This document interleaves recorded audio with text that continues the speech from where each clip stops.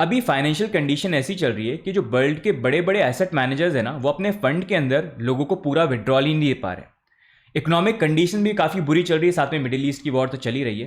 तो ये इंपॉर्टेंट जो कुछ फैक्टर्स है, कुछ नंबर्स हैं, बहुत इंपॉर्टेंट डिटेल्स है आज की वीडियो में आपसे शेयर करूंगा। तो पूरा वीडियो ध्यान से देखना, बहुत ज़्यादा मैटर करता है। साथ में बिटकॉइन का ओवरऑल हम मार्केट के बारे में बात तो करेंगे, प्रीवियस अपडेट से पिकअप करते हैं जो हमने यहाँ पर बात करी थी। मोर ओवर इतना चेंज नहीं हुआ है। तो आगे बढ़ेगा, इससे पहले लाइक कर दो, चैनल पे सब्सक्राइब कर दो, एंड साथ में इंस्टाग्राम पे अभी तक फॉलो नहीं किया है तो फॉलो कर लो। वैसे 20K के रेजिस्टेंस को हमने क्रॉस कर लिया। यहाँ पर प्लान है मेरा, आजकल मैं न्यूज़ रिपोर्टर बना हुआ, यहाँ पर न्यूज़ और अपडेट्स डालता हूँ। फिर लोग आएंगे, लोग देखेंगे, फॉलो करेंगे, फिर उनको बिटकॉइन के बारे में बताएंगे और उनसे फिर बिटकॉइन बाय करवाएंगे और फिर टू द मून अपन हो जाएंगे। अच्छा है ना प्लान? तो आ जाओ अभी फटाफट फॉलो करो, शेयर करो, ताकि और लोग यहाँ पर आए। ठीक है, जोक्स असाइड, डिस्क्लेमर पढ़ रहा हूँ। और mean the mean time Instagram अभी नीचे लिंक है, फॉलो कर लो यार, आ जाओ यार।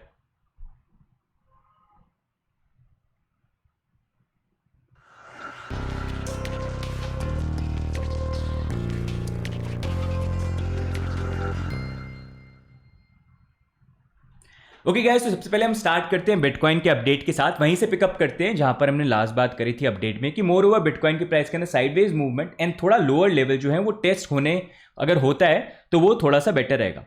20 डेली मूविंग एवरेज रेजिस्टेंस बना हुआ था, थोड़ा सा ऊपर की तरफ हम चले गए, लेकिन अभी सपोर्ट की तरह ही वापस इसको टेस्ट करा है। प्रॉब्ली ये एक फॉल्स ब्रेकआउट है जो प्रीवियस सिनेरियो में भी एट टाइम्स हमको देखने को मिला है।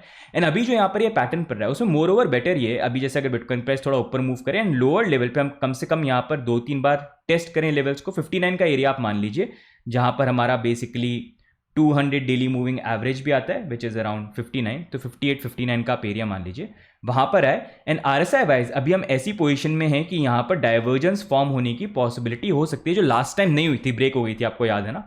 तो अगर वो होगा तो एक अच्छा बेटर ब्रेकआउट होगा कंपेयर टू अगर हम अभी यहाँ पर एकदम से बाउंस करते हैं तो मैक्सिमम फिर 80-82 जाएंगे और फिर उसका फिर लोअर जोन पे वापस आने की पॉसिबिलिटी, वॉलेटिलिटी और ज्यादा है यहाँ पर।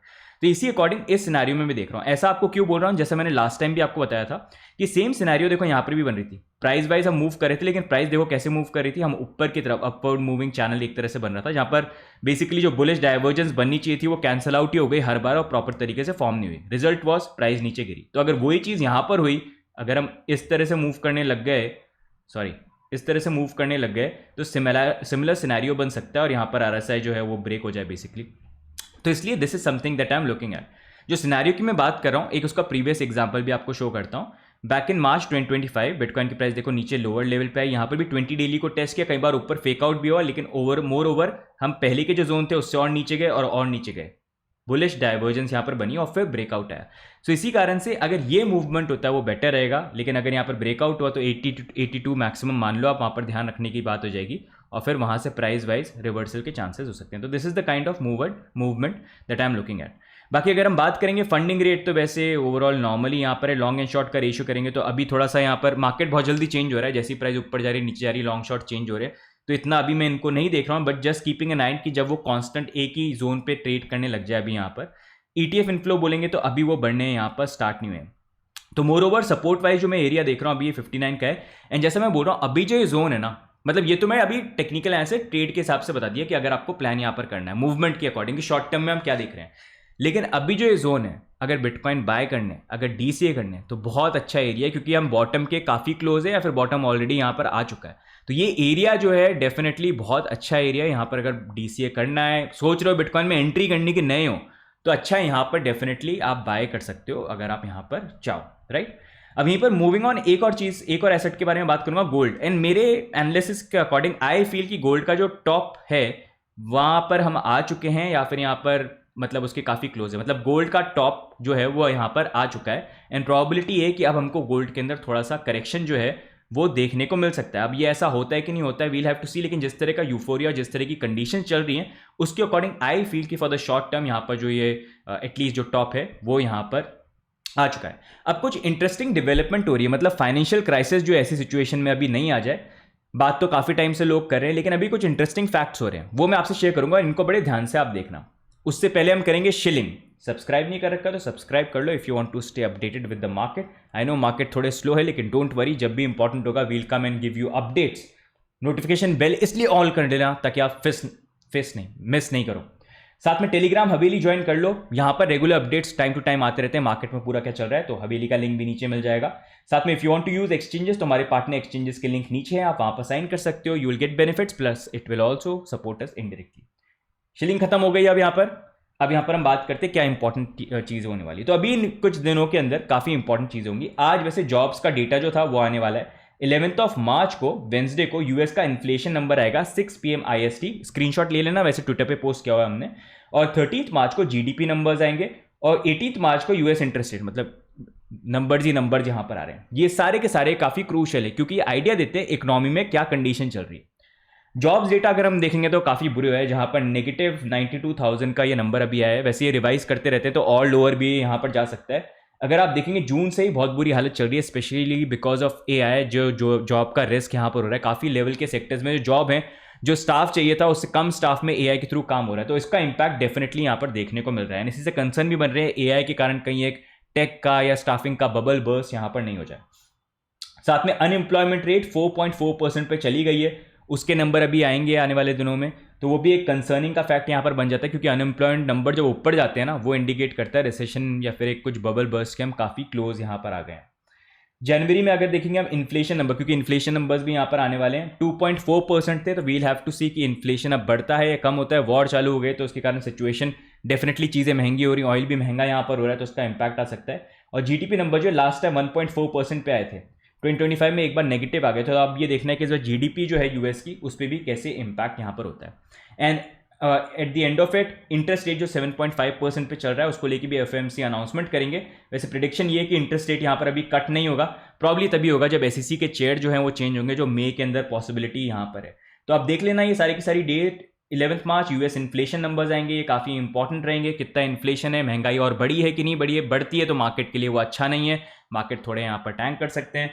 अगर यहाँ पर हम देखेंगे और इंटरेस्ट रेट कट की सिचुएशन भी कम, जीडीपी नेगेटिव आती है तो शो करेगी नेगेटिव ग्रोथ है, मतलब ये सारे के सारे अगर नेगेटिव आते हैं it's not gonna be good. And US interest rate most probably यहाँ पर सेम ही रहने वाली है। सरप्राइज कट हो गया तो मार्केट्स के लिए वैसे काफ़ी अच्छा यहाँ पर हो जाएगा। अब यहीं पर एक इंटरेस्टिंग चीज़ जो हो रही है, अभी अगर हम देखेंगे ना इतने टाइम से मार्केट्स काफ़ी बूम कर रहे हैं, स्टॉक मार्केट की एटलीस्ट हम बात करें, मतलब पैसा लोग कमा रहे हैं, एआई में पैसे डाल रहे हैं, इतने सारा इन्वेस्टमेंट हो रहा है, फंड्स रेज हो रहे हैं, सारी चीज़ें हो रही हैं।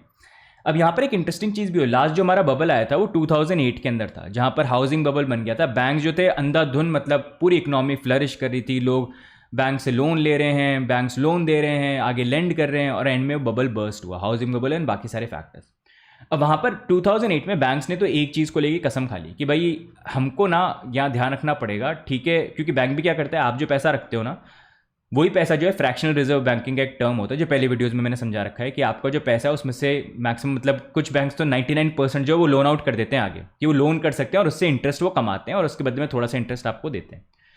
तो उन्होंने ये कसम खा ली कि भाई अब आगे से जाके हम जो है हाई रिस्क वाले जो इन्वेस्टमेंट होंगे ना वो नहीं करेंगे, लोन नहीं देंगे हाई रिस्क वाले, उन्होंने बंद कर दिया। तो पहले क्या होता था, लोगों ने पैसे डिपॉजिट कर रखे हैं, वो पैसे बैंक में जाएंगे, बैंक लोन पे हाई रिस्क पे देंगे, या फिर इंफ्रास्ट्रक्चर टेक कंपनीज हो गई, कोई कुछ बना रहा है वो देते थे। तो उन्होंने कसम खा ली भाई अब हम ये नहीं करेंगे, हमको नहीं करना ये। तो तब यहाँ पर जो जितने बड़े एसेट मैनेजर थे ना उन्होंने प्राइवेट क्रेडिट फंड को इंट्रोड्यूस किया, जहाँ पर उन्होंने भी सेम चीज़ करी कि भाई आपके जो पैसे हमको दो, पेंशन फंड, इंश्योरेंस कंपनीज और यहाँ पर जो वेल्दी इंडिविजुअल्स हैं जैसे ब्लैक रॉक वगैरह हो गए, तो वहाँ पर वो पैसे रखते हैं। अब वही पैसे जो है आप प्राइवेट क्रेडिट फंड में डालोगे, उससे क्या होगा, ये इन्वेस्ट करेंगे इंफ्रास्ट्रक्चर में, टेक कंपनी में, रिटेल, वहाँ पर उनको लोन देंगे हायर इंटरेस्ट रेट पे। अब जो लोन में अच्छा इंटरेस्ट रिटर्न आएगा उसके बदले में लोगों को यहाँ पर पैसे देंगे, तो इसको लेके प्राइवेट क्रेडिट फंड चालू हो गया। ये प्राइवेट क्रेडिट कार्ड इतना फ्लरिश हुआ 2008 में, तो फिर भी ये 200-300 बिलियन के अराउंड था, वहाँ से राइज करके आज के डेट में 2 से 3 ट्रिलियन डॉलर्स का ये पूरा मार्केट बन गया है।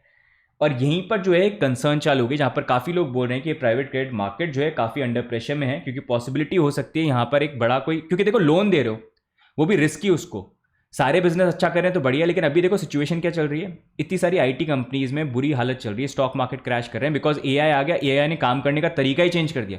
कंपनी खुद रियलाइज कर रही है कि हम जो काम कर सकते थे वो फास्ट पेस में कर सकते हैं। काफ़ी कंपनी जो प्रोडक्ट बनाते थे वो आज के डेट में यूजफुल ही नहीं है, क्योंकि वो एआई के थ्रू बहुत ईजिली काम हो रहे हैं, लोगों को जरूरत ही यहाँ पर नहीं पड़ रही, हर काम के अंदर चेंज हो रहा है।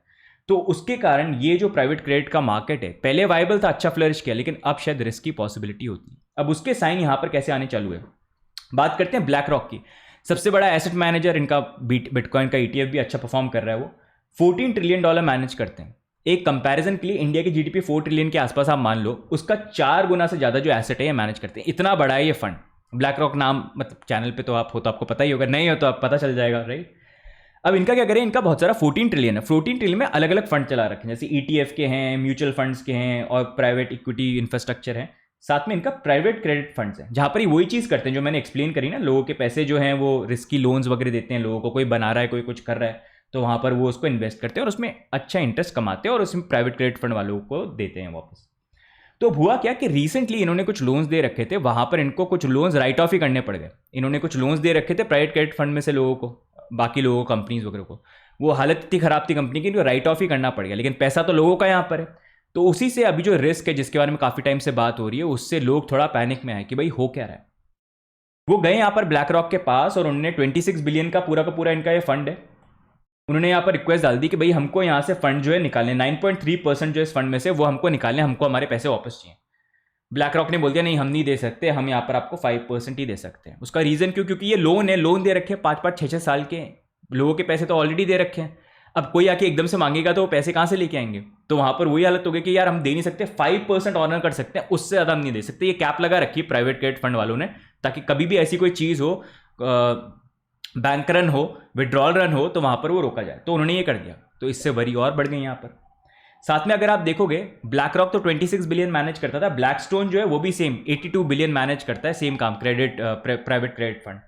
उनके पास 7.59% की फंड विड्रॉल रिक्वेस्ट आ गई। अब अभी के लिए तो उन्होंने ऑनर कर दिया उस चीज़ को, लेकिन $400 मिलियन खुद की जेब से, कैपिटल से उनको डालने पड़े। दैट शोज की प्रॉब्लम यहाँ पर है, अगर बड़े विड्रॉल आएंगे तो this can create a huge issue, specially for private credit funds. Blue owl, इन्होंने ऑन दी अदर साइड, लोग आए इनसे पैसे मांगने के लिए, हमारे पैसे वापस दो, ये भी क्रेडिट फंड जो है रन करते हैं। इन्होंने बोला नहीं हम दे नहीं सकते, विड्रॉल ही बंद कर दिए। साथ में $1.4 बिलियन वर्थ ऑफ लोन जो है वो इन्होंने सेल किए कैश को रेस करने के लिए। तो बेसिकली यहाँ पर ये सिचुएशन है, ये शो ये कर रहा है कि अभी हुआ क्या कि यहाँ पर ये जो इफेक्ट है ना, ये काफ़ी सारे रीजंस के कारण है। एक तो एआई का जिस तरह से इम्पैक्ट आ रहा है, उसके कारण आज की डेट में कंपनी जो पहले वैल्यूएबल लगती थी, जिनमें इन्वेस्ट करना सेंसिबल लगता था, वो चीज़ें एकदम से इतनी फास्ट चेंज हो रही है। एक ट्वीट आता है, एक प्रोडक्ट लॉन्च होता है एआई कंपनी का, स्टॉक मार्केट गिर जाते हैं आईटी कंपनीज के, क्योंकि वो पूरा चेंज कर रहा है the way things work. Companies जो है, पर्सनली मैं खुद भी जानता हूँ, मेरे मतलब हम क्रिप्टो इंडिया के अंदर भी, बाकी जगह भी, we are also looking at AI कि वे कैसे उसको इंप्लीमेंट कर सकते हैं। क्योंकि एआई क्या है, पहले 1000 लोग जो काम करते थे, वही 100 लोग एआई को यूज़ करके 1000 लोगों के बराबर काम कर सकते हैं, बल्कि 100 से कम भी। तो उससे चीज़ें बहुत चेंज हो गई है। इसी कारण सारी कंपनीज अब रियलाइज कर रही हैं कि हम जो स्पेंड कर रहे हैं भाई, उससे फास्टर और बेटर वे में एआई के थ्रू हम कर सकते हैं। बहुत सारे ऑर्गेनाइजेशन के अंदर चेंज हो रहे हैं the way they work, and इसी कारण से ये इंपैक्ट हमको देखने को मिल रहा है। बहुत सारी स्टॉक कंपनी, जो कंपनीज बिजनेस करती थी, उनके बिजनेस अब इतने वायबल रहे नहीं, लेकिन वहाँ पर इन्वेस्टमेंट तो गया है। तो उसी चीज़ को, रिस्क को देखते हुए जो मार्केट कंडीशन चल रही है, मिडिल ईस्ट की वॉर भी यहाँ पर चल रही है, तो लोग पैनिक में आ रहे हैं कि यार भाई कोई रिस्क तो नहीं है, 2008 की तरह बबल तो फॉर्म नहीं हो रहा, सब कुछ अच्छा है अंटिल सब कुछ बेकार हो जाए एकदम से, राइट। 2008 में भी तो ये होता, सब बढ़िया था, एकदम से सब कुछ हुआ, लेकिन छोटे छोटे साइंस थे। उसी में से छोटा साइन जो है यहाँ पर, जिसको लेके काफ़ी लोग बोल रहे हैं कि ये जो अभी करंट सिचुएशन है, ये करंट सिचुएशन यही शो कर रही है कि प्राइवेट क्रेडिट फंड के अंदर प्रॉब्लम आ रही है। क्योंकि अगर भाई इतने लोग भाग के आ रहे हैं विड्रॉ करने के लिए, मतलब लोगों में पैनिक हो रहा है, और क्योंकि उनको विड्रॉ नहीं मिलेंगे तो ये पैनिक कहीं और नहीं बढ़ जाए, वही बैंक रन वाला केस। और अगर वो हुआ तो फंड्स भी कोलैप्स कर सकते हो, बुरी सिचुएशन हो सकती है। बाकी हाउसिंग को लेके भी अलग सिचुएशन हो रही है, जो मैं डिफरेंट वीडियो के अंदर कवर करूंगा, जो इम्पैक्ट करते हैं। मतलब ये तो एक बहुत छोटा सा पॉइंट है जो ऐड कर रहा है कि भाई कुछ ना कुछ प्रॉब्लम्स यहाँ पर चल रही हैं, और बड़ी बड़ी चीज़ें भी हैं जिसको अगले वीडियो में मैं कवर करूंगा, and I try to explain with you. तो ये था guys, I wanted to update about bitcoin, and साथ में ये इंपॉर्टेंट स्टफ भी, because it is very important अगर हमको मार्केट को देखना है, क्योंकि ब्लैक रॉक वैसे सबसे बड़ा बिटकॉइन का ETF फंड भी मैनेज करता है, राइट। तो आज की डेट में सारी चीज़ें मैटर करती हैं, चाहे बिटकॉइन हो, चाहे स्टॉक हो, चाहे फिर कमोडिटीज़ भी कहीं ना कहीं आ जाए, इन सारे सिचुएशन का। साथ में अभी ध्यान रखना, यहाँ पर जो अभी अनाउंसमेंट आएंगे वो काफ़ी इंपॉर्टेंट रहेंगे, वो मार्केट में थोड़ा सा मूवमेंट जो है यहाँ पर लेके आ सकते हैं। तो इसलिए ये जो डेट्स हैं इनका आप ध्यान रखना। US inflation 11 March, 13 March GDP numbers, and March 18 US interest rate. Inflation अगर ज़्यादा आता है, it's not gonna be good for the market थोड़ा टैंक कर सकते हैं। GDP नंबर नेगेटिव है तो वही मार्केट में थोड़ा सा नेगेटिव इंपैक्ट कर सकते हैं। इंटरेस्ट रेट वैसे सेम ही आनी चाहिए, तो सेम आने में इतना कुछ इंपैक्ट नहीं होना चाहिए, लोग वैसे ही एक्सपेक्ट कर रहे हैं, लेकिन अगर इंटरेस्ट रेट कट कर दें तो वो मार्केट को पंप कर सकता है। तो गाइज सॉरी मैंने आपको गलत शो कर दिया, ये रहा, सॉरी यहाँ पर ये है, ठीक है, अभी देख लेना फिर से, स्क्रीनशॉट ले लेना यहाँ पर इसका। तो गाइज आज की वीडियो में ओवरऑल यही सारे के सारे अपडेट हैं। बाकी अगर आपने अभी तक इंस्टाग्राम पे फॉलो नहीं करा है तो डेफिनेटली फॉलो करना, वहाँ पर रोज रील डालने की कोशिश कर, मेहनत कर रहा हूँ अभी, आ जाओ वहाँ पर, ठीक है। लोगों को लेके आना है, बिटकॉइन बाय करवाना, नहीं तो फिर नहीं मार्केट ऊपर नहीं जाएगा, ठीक है। तो आ जाओ। तो गाइज आज की वीडियो में इतना ही, लाइक कर देना, फॉलो कर देना, बाकी मिलते हैं नेक्स्ट अपडेट के अंदर। Bye and take care, see you guys, bye bye.